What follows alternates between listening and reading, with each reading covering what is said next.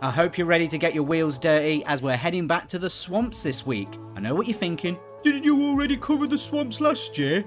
Sorry, that's not what you sound like. Yes, I did, but we're now in early access and that video ain't canon anymore. Also, the person in charge of data told me that you're not going to the swamps because you're all cowards. Not sure how the data shows that, but I'm not going to argue with hard evidence. I tell you who I am going to have arguments with though. This mud. The ground is pretty much covered in it and it loves to eat away at your tech. Meaning the higher this corrosion value rises, the weaker your tech becomes.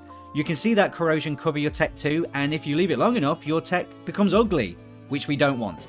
Ugly is not a debuff currently, but we are in early access, so who knows. These plants are maybe even meaner as they secrete, gross word, but that's seemingly the theme here, a gas that really speeds your way to becoming corroded. Very nasty things. I recommend introducing them to a grenade launcher as soon as possible. This whole situation has got me feeling icky, so I desperately need a wash. Oh look, the ocean can actually clean up your tech. It is slow, but it's a completely free way to get you out of a tight situation.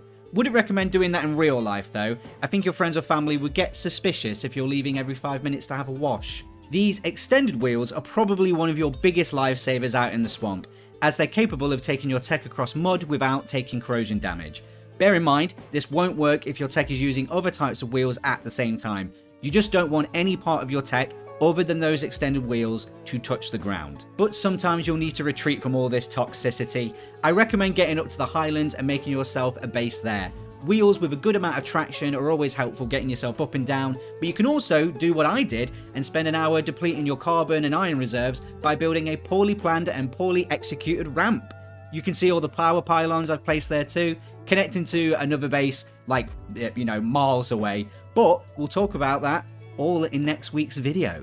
So there you go, there's a little bit more information about the swamp biomes. If you've got anything you'd like me to cover for a future video, then be sure to let me know in the comments. Maybe I'll make it, maybe I'll pretend I didn't see it and ignore it entirely. I'm kidding. Please offer any sort of ideas you've got. Even feedback from the game, throw that in the comments. I'm going off script, this is all just gibberish. I'm not doing this take again. Thank you so much, we'll see you next week. Take care. Bye.